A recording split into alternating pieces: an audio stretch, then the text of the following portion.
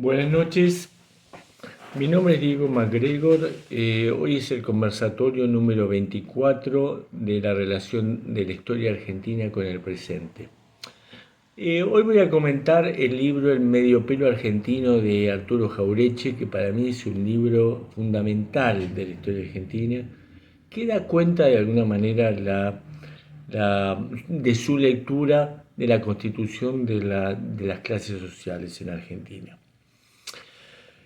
Dice Jauretche que entre 1810 y 1816 ocurre hacia adelante el pasaje de la colonización española a la inglesa, acorde al modelo del libre cambio, y en donde se concibe a Gran Bretaña como el taller del mundo y América del Sur su granja, una frase bastante conocida. En este tiempo se cristaliza la clase dominante que ya venía conformándose desde tiempo atrás.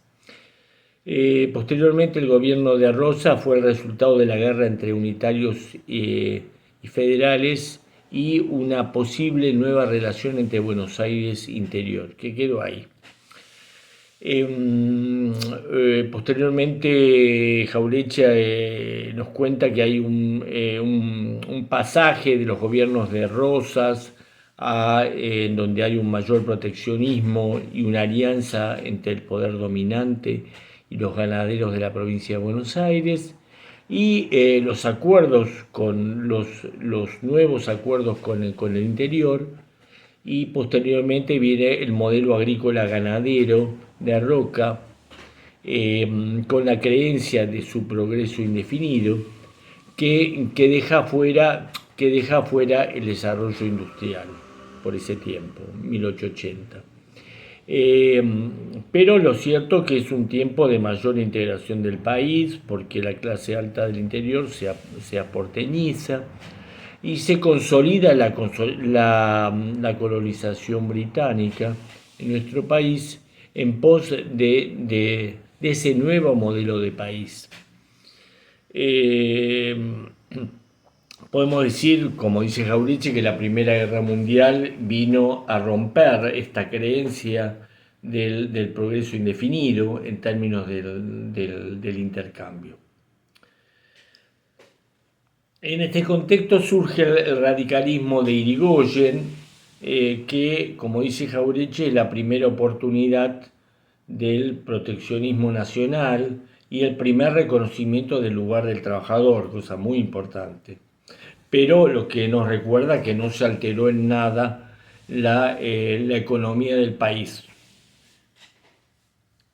Después viene el tiempo de la década infame, en 1930, con Uriburu, donde lo voltean a Irigoyen y da lugar a una desregulación de la nacionalización de nuestra economía. Con el peronismo, en 1946, hay una alianza de la burguesía nacional, el ejército y el movimiento obrero, y en ese momento el objetivo era el desarrollo productivo del país a nivel industrial y fundamentalmente para una mejor distribución de la riqueza, cosa muy importante. Previo a este acontecimiento estaba la disputa Perón-Obraden, las dos Argentinas y la Gran Grieta, que como sabemos bien la encontramos desde hace muchos años atrás. Por eso es tan importante estudiar la historia argentina, por eso estamos también acá, estamos estudiando. Dice Jauretche que el papel de la inmigración en el siglo XX nos cuenta que los gringos trajeron su espíritu de conquista a América, su saber técnico en las artes de la agricultura y en otras artes y oficios, a diferencia del peón de campo, del criollo, que era diestro en la ganadería. O sea que cada uno tenía competencias diferentes en su trabajo. Los gringos invaden Buenos Aires, van en ascenso y contribuyen a gran parte, en parte, a esa sociedad burguesa, a diferencia de los criollos, que están marginados del ascenso social. Esto es una idea importante de Jauretche. Dice que la inmigración da lugar a la regularidad del vínculo matrimonial y la familia permanente, que facilitó las nuevas condiciones económicas. Y ya para el centenario, en 1910, los inmigrantes y criollos se unificaron al mercado de trabajo.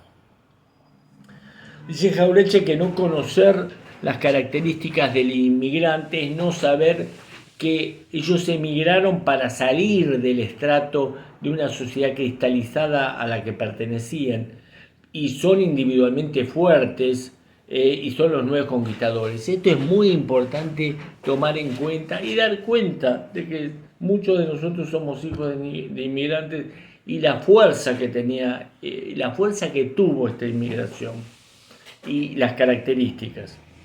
Los inmigrantes, dice Jauretche, que los inmigrantes, algunos superaron económicamente a la clase alta, es cierto, y fueron propietarios de casas de renta y patrones del alto comercio. Dice que nada tenían en común estas gentes con los descendientes remotos del Río de la Plata. Mirá, realmente es cierta. Hay que aclarar que los inmigrantes de la primera época no se preocuparon mucho por la falta de reconocimiento de la clase alta de Buenos Aires.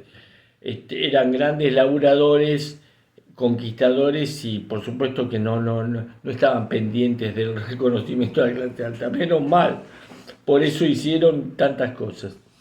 Los inmigrantes aspiraban a su ascenso a la clase burguesa, que en ese momento, dice Jauretche, que carecía de berretines y complejos, y sí si bien se preocupaban por su estatus, sabían que esto podía esperar por la confianza que tenían en el país, y muchos no participaban del poder político, pero estaban ocupados en la ganancia, eso sí. Por otra parte, va a decir que la clase media con movilidad vertical surgía de los descendientes de la inmigración y pronto estuvieron a un nivel de la gente decente. Esto de la gente decente viene ya desde mucho tiempo atrás. Es una vieja idea digamos, ya desde 1880. Los gringos eran propensos a ser empresarios de taller, artesanos técnicos calificados de distintos oficios, dueños de restaurantes, de hoteles, de panaderías, etc. Por otra parte, va a decir Jauretche que la clase media se expresa en el barrio, la familia, allí desarrolla su estatus local por su sistema de amistades, de amores, de hábitos. Y en general era reacia a cambiar de domicilio. Importante esto que así la afiliación legítima será un elemento central en la calificación de estos inmigrantes. Esta clase media, que llegó a ser clase media, los inmigrantes, o por lo menos bastante de estos inmigrantes, no buscaba repetir las pautas de la clase alta, justamente lo que estábamos diciendo, porque se trataba de un mundo distante y sin conexión con el suyo. Era muy realista. Dice que con el advenimiento de Irigoyen la sociedad tuvo muchos cambios, o por lo menos algunos. Dice que también que las nuevas condiciones después de la Segunda Guerra Mundial abrieron nuevamente un horizonte para la clase media y dieron lugar al ascenso del peronismo. Dice Jauretche con muy atinado que Perón tiene el talento de capitalizar esta realidad y la conduce, pero no hay que creer que el líder creó esas condiciones históricas, sino que fueron al revés. Esas condiciones históricas dieron lugar a ese liderazgo por la falta de una burguesía nacional real. El primer peronismo dio lugar a muchos cambios, ya vamos a hablar del peronismo, no es el tema de hoy, pero lo cierto que el medio pelo, dice, toda una definición, es una parte de la clase media que expresa una serie una serie de situaciones en donde se juegan las normas éticas, estéticas, ideológicas, que crean una serie de relaciones, dice Jauretche, que actúa en función de su estatus, creyéndose lo que no son. Dice, y ahí habla Jauretche de la petulancia intelectual del medio pelo y su visión de país a través de una lente de convenciones deformantes. Esto es una lectura de Jauretche bien jauretchiana, como se dice. Por otra parte, va a decir que las clases medias no constituyeron todas ese medio pelo. Una parte de ellas fueron las precursoras del movimiento político-social que correspondió a una tentativa del país para marchar a la industrialización, hacia la integración económica, y fueron las que primero tuvieron la conciencia del hecho nacional de 1945. Toda una lectura. Por otra parte, Jauretche va a decir que señala los errores de la conducción política en ese momento de Perón respecto de las clases medias. Cometió algunos errores Perón con la clase media. Y seguramente con la lectura de la inmigración. Sabíamos, dice Jauretche, que sabíamos que el movimiento nacional era policlasista para la formación de un frente nacional para el camino hacia la patria grande, pero sabíamos que existía una contracorriente ideológica colonialista que desorientó a gran parte de esa clase media, partidos políticos, la prensa, destinados, dice, a confundir nuestros propios problemas con el imperio británico en ese momento. La cuestión que la joven clase media desprecia el empleo público en ese momento y las actividades del comercio y de la industria. El universitario en ese momento tiene bastante trabajo y hasta algunos se dan el lujo de insertarse en la ciudad de sus padres y ahí trabajan, y entonces proceden como yanquis o londinenses, dice Jauretche, con un caño. Dice que la clase media aprende en medio siglo las enseñanzas económicas y financieras a cargo de la universidad. O sea, ¿cuánto le dio la universidad pública a la clase media argentina? Aparece una nueva burguesía industrial y comercial en el mercado interno que sale de las clases intermedias y de la inmigración ya consolidada. Jauretche afirma que las contradicciones de la clase media las llevaron a ver el árbol y no a ver el bosque. Ya avanzado el año 40, las clases medias habían retrocedido, estábamos en la década infame todavía, esta clase se empobreció pero trata de disimularlo y está constituida por estratos superiores de la inmigración y los desclasados de la clase gobernante, dice Jauretche, los primos pobres de la oligarquía, y en ella se reclutan los maestros de escuela, sacerdotes, oficiales de la Fuerza Armada, estudiantes, obreros calificados. Ahí se asiste desde lejos a la fiesta de los conquistadores del poder. Y dice que justamente una parte de las clases medias está inmersa en reverenciar la prosperidad de los cipayos y los negociados de las altas figuras nativas y los representantes del imperio. Una lectura fuerte, interesante. Esta nueva clase se volvió rica, es hija de las nuevas condiciones históricas, o sea, de la inmigración, y cree que solo es producto de su talento. Le da con caña también a los inmigrantes. Y cree que solo es producto de su talento y aspira a un estilo de vida en relación a las viejas oligarquías, ya cuando empieza a tomar fuerza.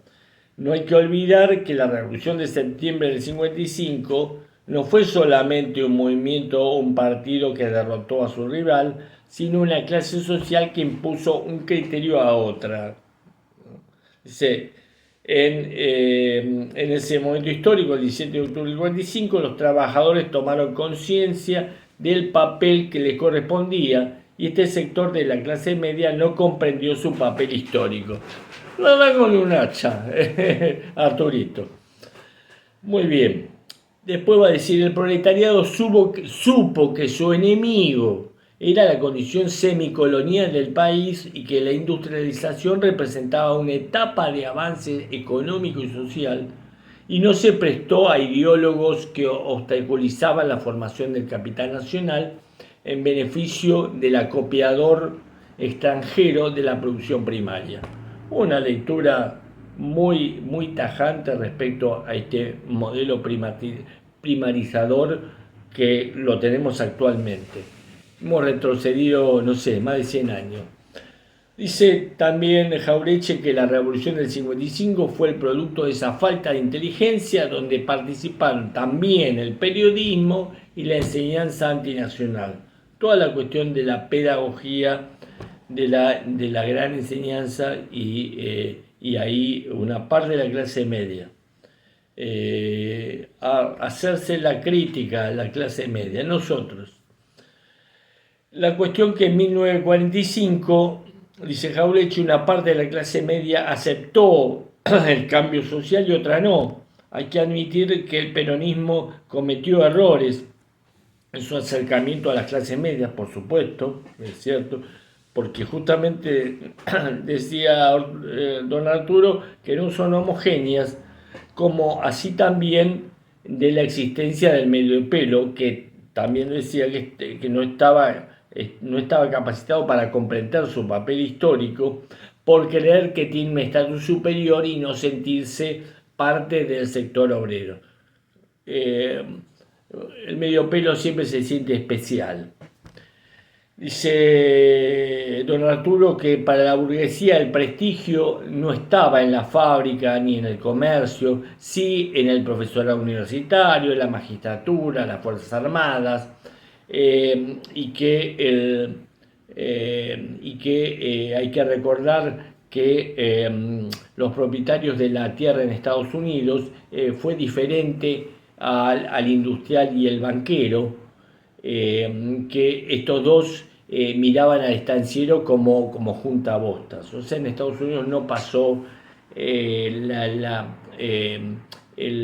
modelo de país que se hizo acá en el sentido de los grandes latifundios.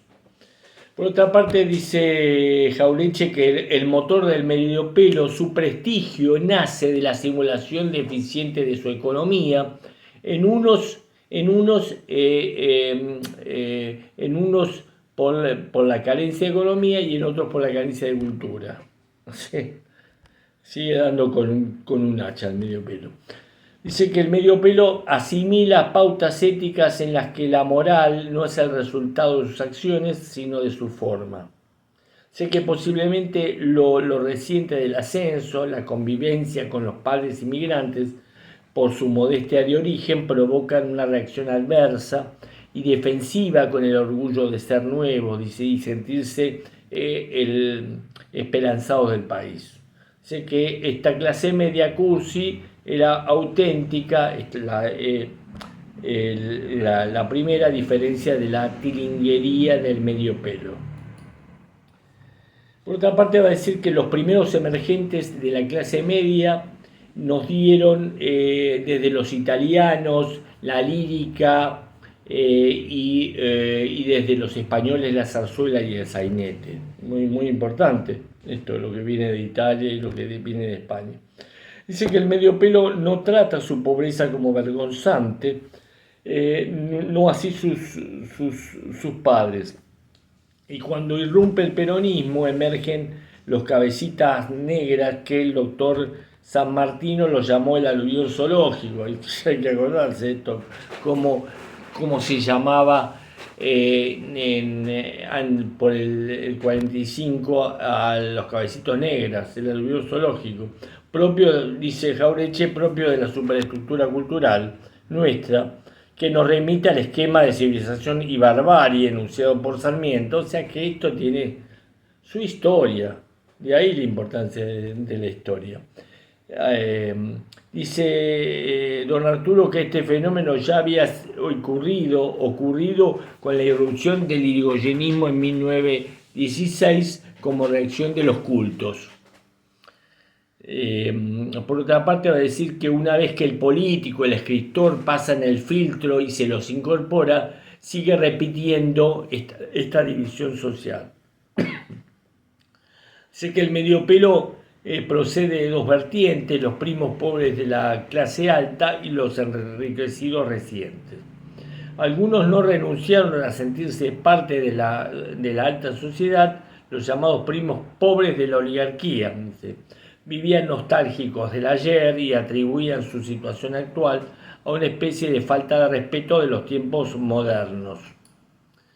Por otra parte, dice que con la aparición del medio pelo comienzan a trasladarse a Belgrano, Vicente López, Olivos, y comienzan a constituir una especie de barrio norte con gente que adquiere un estatus propio del nivel superior al de la clase media de otros barrios.